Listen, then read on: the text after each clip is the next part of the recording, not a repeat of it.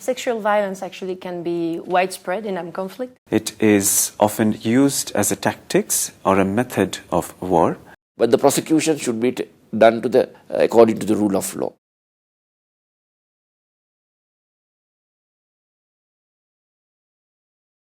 Sexual violence actually can be widespread in armed conflict.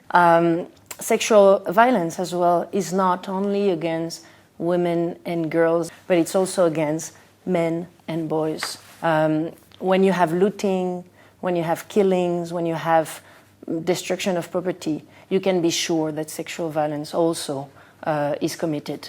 Sexual violence is an invisible phenomenon because it's taboo, because of fear of reprisals, because of fear of rejection from the family or the community.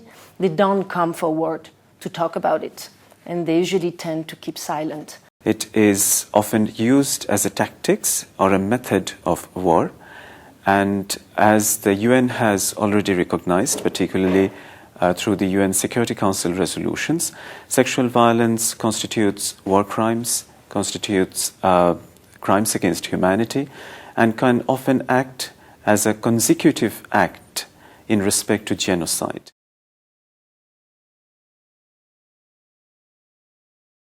Sexual violence can be forced prostitution, can be sexual enslavement, can be forced sterilization, and it can take many different horrendous and inhuman forms.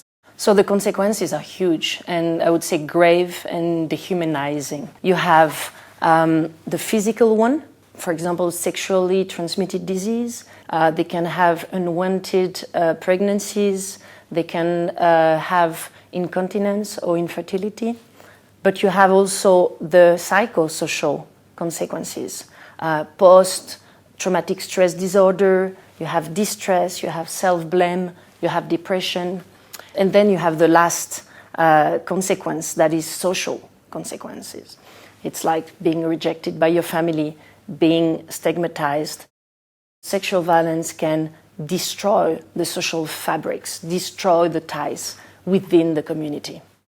Especially in patriarchal societies like in South Asia, sexual violence can often be seen as the inability of the male population to give enough protection to the more vulnerable groups, such as women, children, or others. And when it is directed against men or boys, it can lead to a sense of emasculation.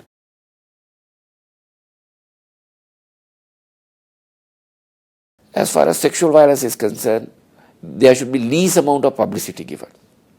But the prosecution should be done according to the rule of law, so that the message is given to the village or to the society that if you commit sexual violence, that you will be prosecuted and you will be punished. National justice system can act as a strong deterrent. If you have trained legal staff and if you have an effective mechanism to effectively investigate